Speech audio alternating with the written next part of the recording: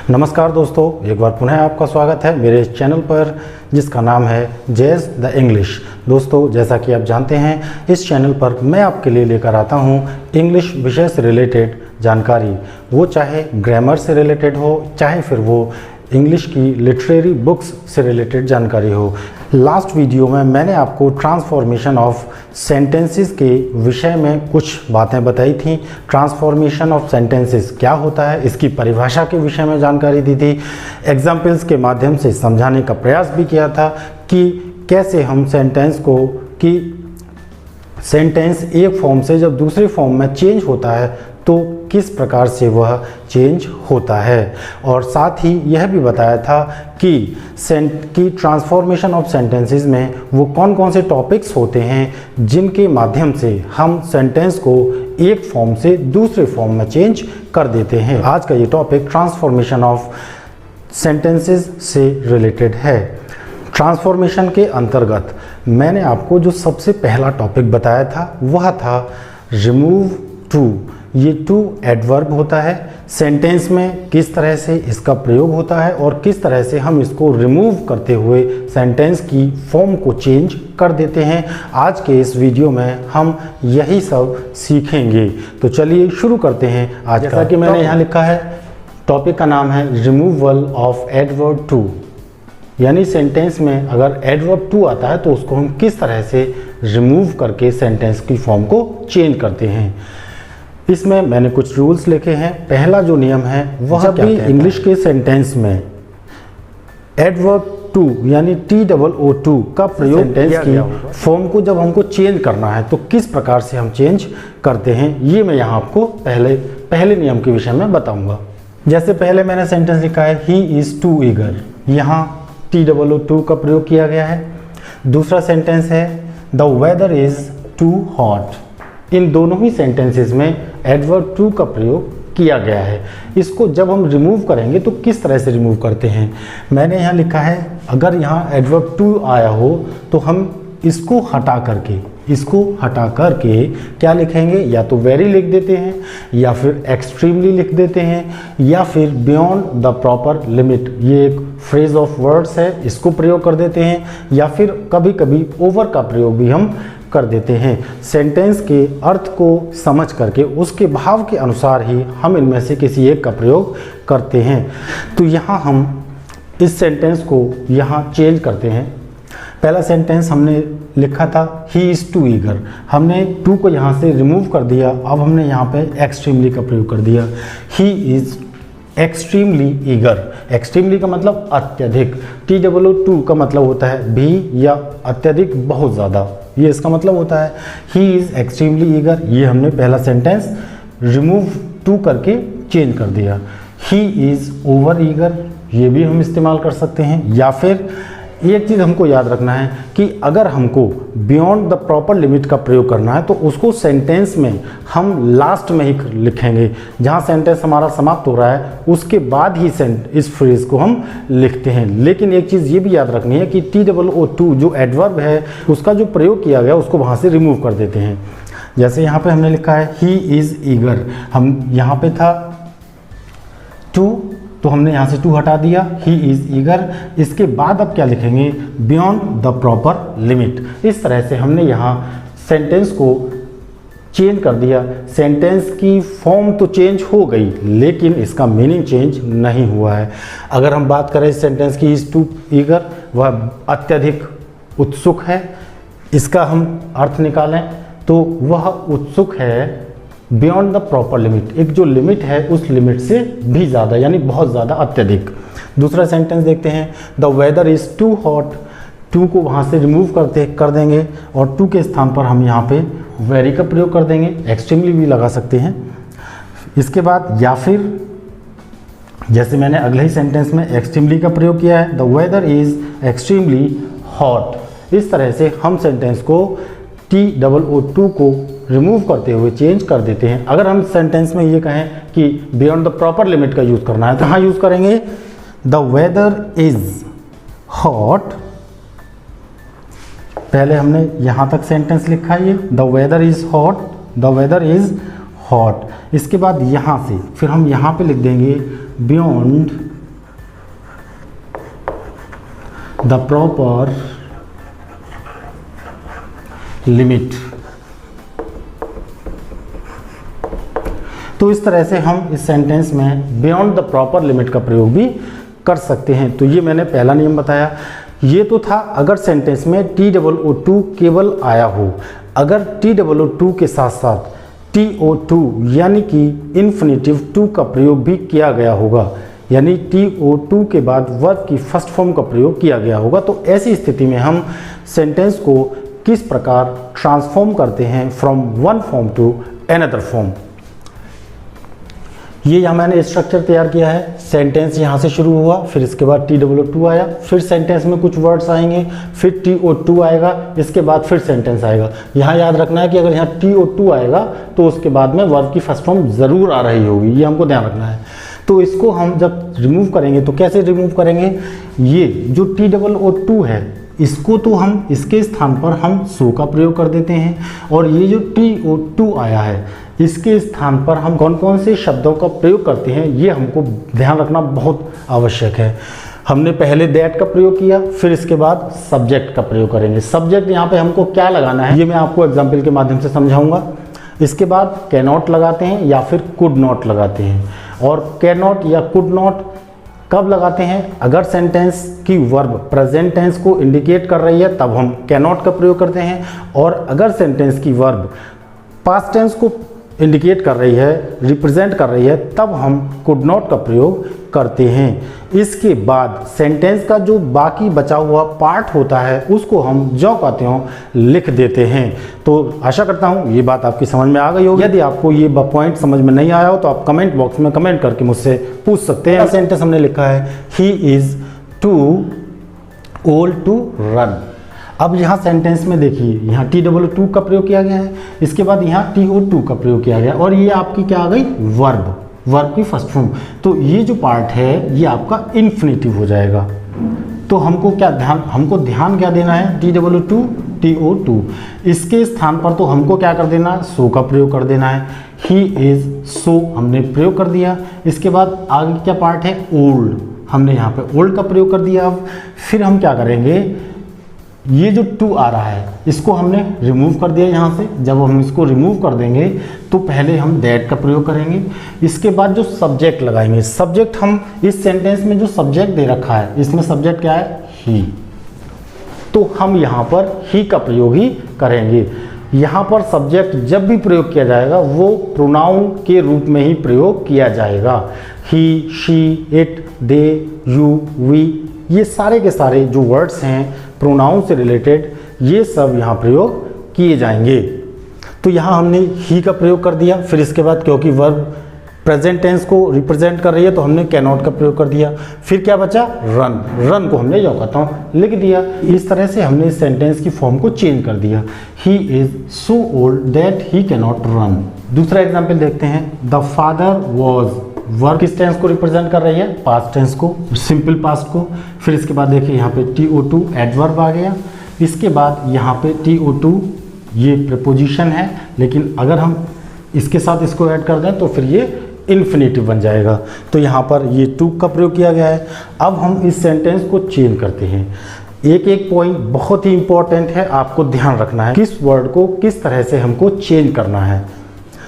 The father was, हमको sentence में कुछ भी चेंज नहीं करना होता है। हमको सेंटेंस में जो वर्ड्स चेंज करने हैं, जिन वर्ड्स के स्थान पर हमको चेंजेस लाने हैं, वो कौन कौन से वर्ड्स होते हैं, एक तो ये वाला वर्ड होगा और एक ये वाला वर्ड होगा, TOO2 और TO2।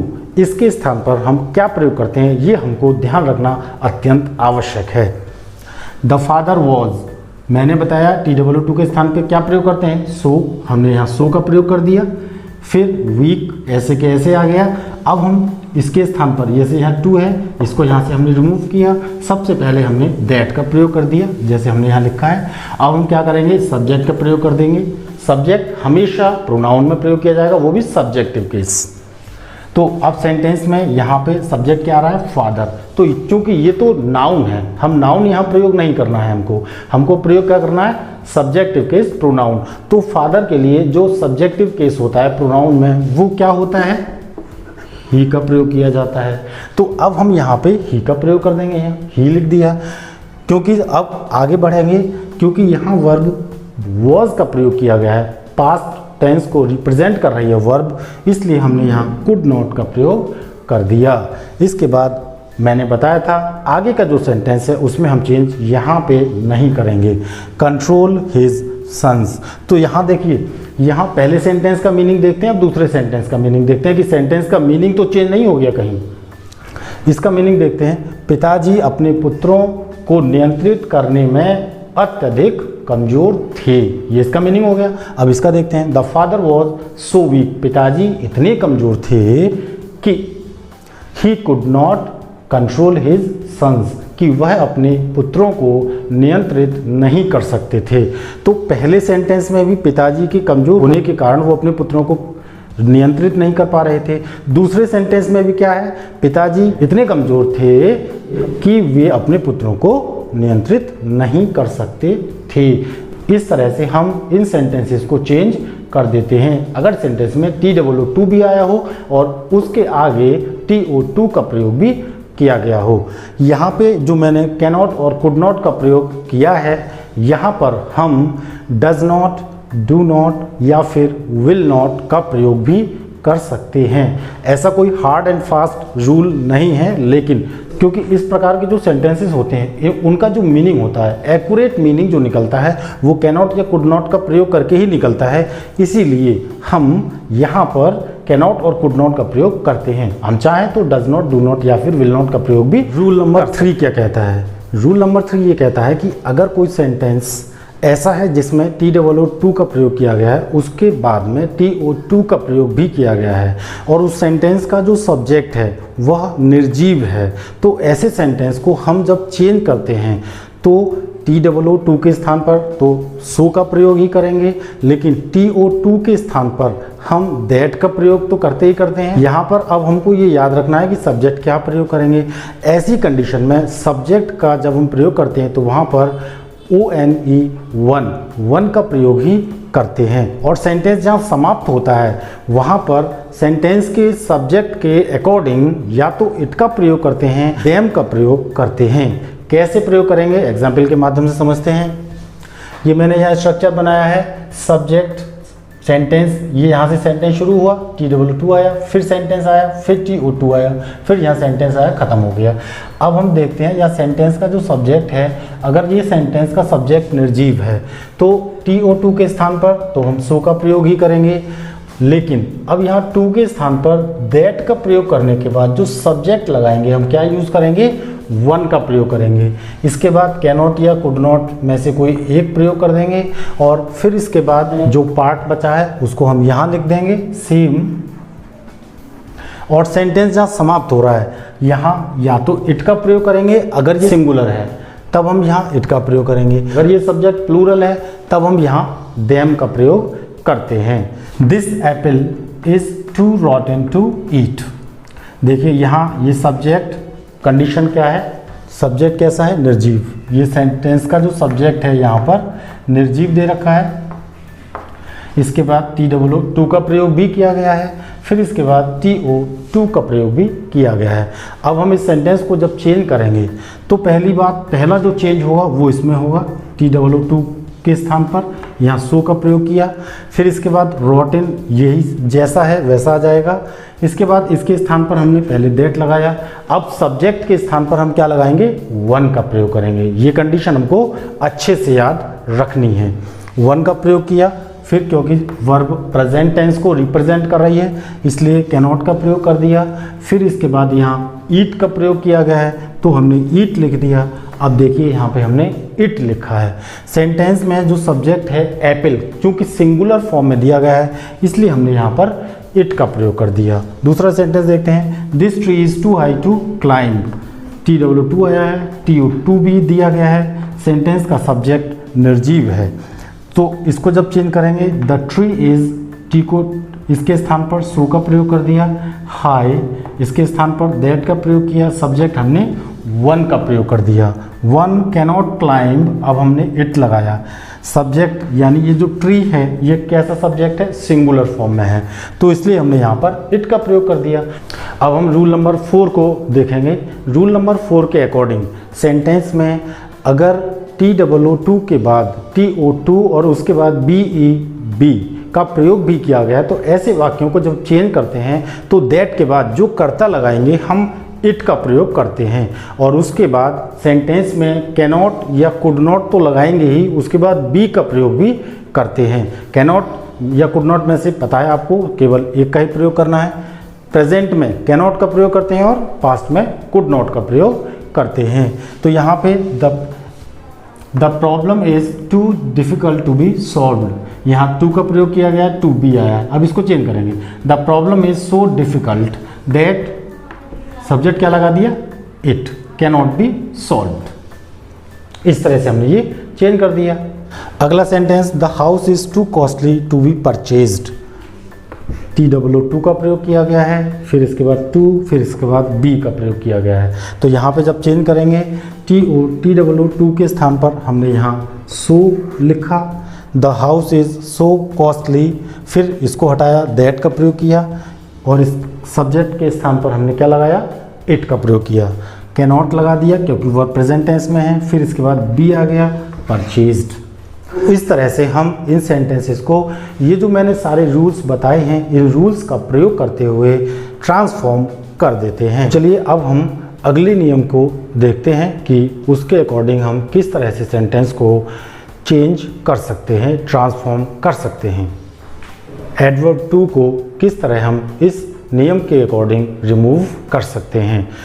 फ्रेंड्स, अभी मैंने आपको बताया था कि यदि सेंटेंस में सब्जेक्ट निर्जीव है और उसमें आगे चल कर के सेंटेंस में इन्फिनेटिव के बाद बी का प्रयोग किया गया है, यानी टू बी का प्रयोग किया गया है, तो हम ऐसी स्थिति में दैट के बाद जो कर्ता लगाते हैं इट का प्रयोग करते हैं। साथ में ही कैनॉट, कुड नॉट में से किसी एक का प्रयोग करते हैं, और उसके बाद बी का प्रयोग करके वर्ब की थर्ड फॉर्म का हम प्रयोग कर देते हैं। फिर उसके बाद सेम सेंटेंस को कॉपी कर देते हैं।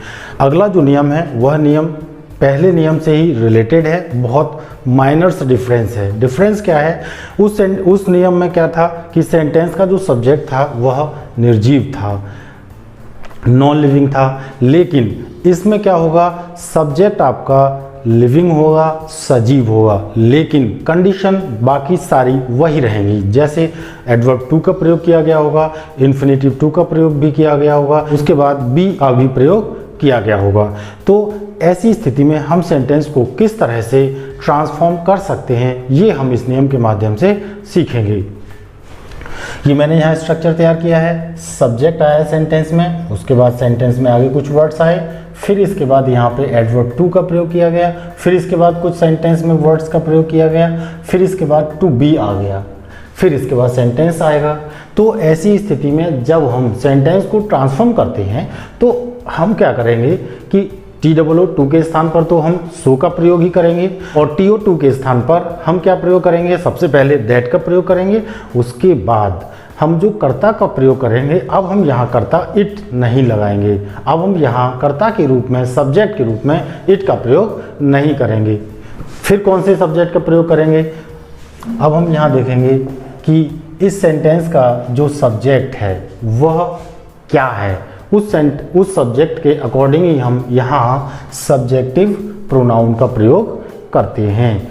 इसके बाद वाले जो रूल्स हैं उनमें कोई चेंजेस नहीं है, जैसे पिछले नियम में मैंने बताए थे वही चेंजेस यहाँ भी होने हैं। एग्जाम्पल देख लेते हैं।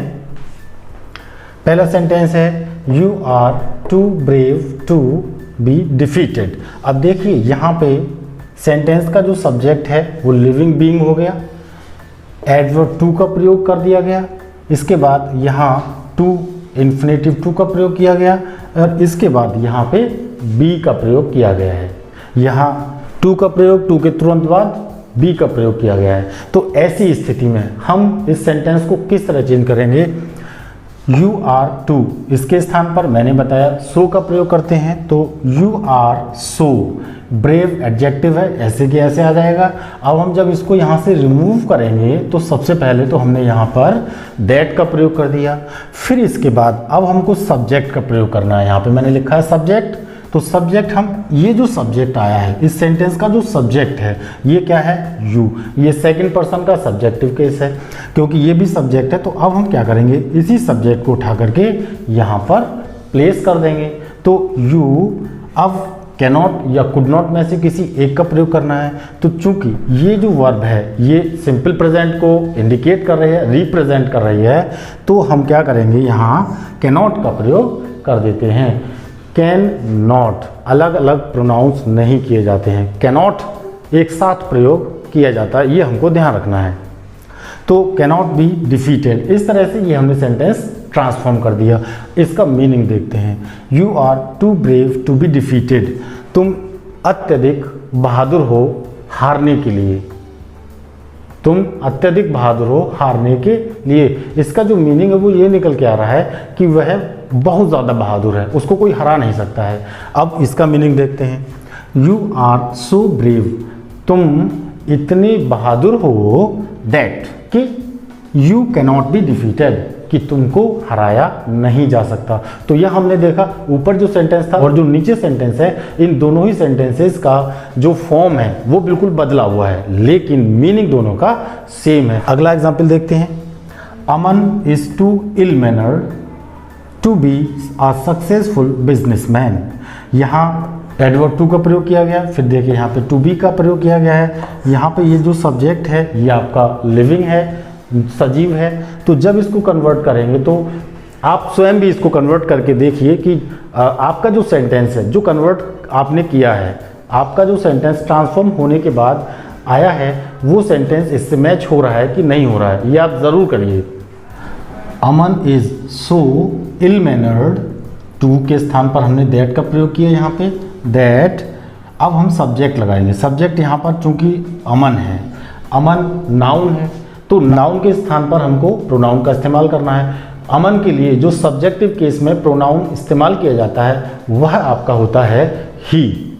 तो अब हमने यहाँ पर ही लिख दिया, ही कैनॉट आ गया क्योंकि ये प्रेजेंट में है। फिर इसके बाद बी का प्रयोग भी कर दिया गया, अ सक्सेसफुल बिजनेसमैन। तो इस तरह से हम इस रूल को, इस नियम को फॉलो करके सेंटेंस को रिमूव टू का प्रयोग करके चेंज कर देते हैं, ट्रांसफॉर्म कर देते हैं। अगला सेंटेंस देखते हैं, अगला नियम देखते हैं। अगले नियम में क्या है मैं आपको पहले बता देता हूं कि अगले नियम में सेंटेंस का सब्जेक्ट निर्जीव होगा, उस सेंटेंस में एडवर्ब टू का प्रयोग भी किया गया होगा और उसके बाद इन्फिनेटिव टू का प्रयोग भी किया गया होगा, टीओ यानी कि TO2 का प्रयोग किया गया होगा। इसमें एक पॉइंट और है, जो पिछला नियम था उससे यह नियम अलग बनता है। वो क्या है, यही नियम मैंने पहले भी बताया है, लेकिन उसमें और इसमें अंतर यह है कि वहाँ पे TOO2 के बाद for me, for him, for us, for you, for them इस तरह के ऑब्जेक्ट्स का प्रयोग नहीं किया जा रहा था, लेकिन इस नियम में इस तरह के ऑब्जेक्ट्स का प्रयोग किया जाएगा। वो क्या है, जैसे यहाँ मैंने स्ट्रक्चर तैयार किया है, सब्जेक्ट आया था, सब्जेक्ट के बाद फिर इसके बाद यहाँ पे वर्ब टू का प्रयोग कर दिया गया, इसके बाद for me, for us, for him, for her, for them, इस फॉर यू भी हो सकता है।